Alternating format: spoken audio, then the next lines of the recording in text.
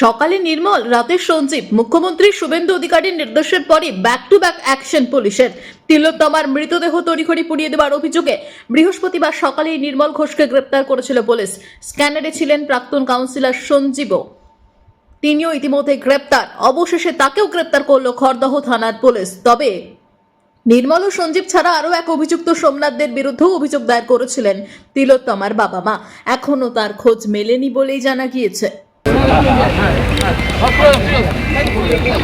কি বলবেন কি বলবেন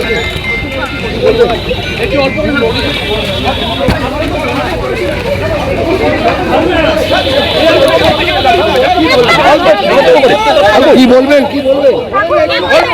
প্লিজ না না না গ্রেফতার করা হয়েছে কি বলবেন থানায় কেন কি বলবেন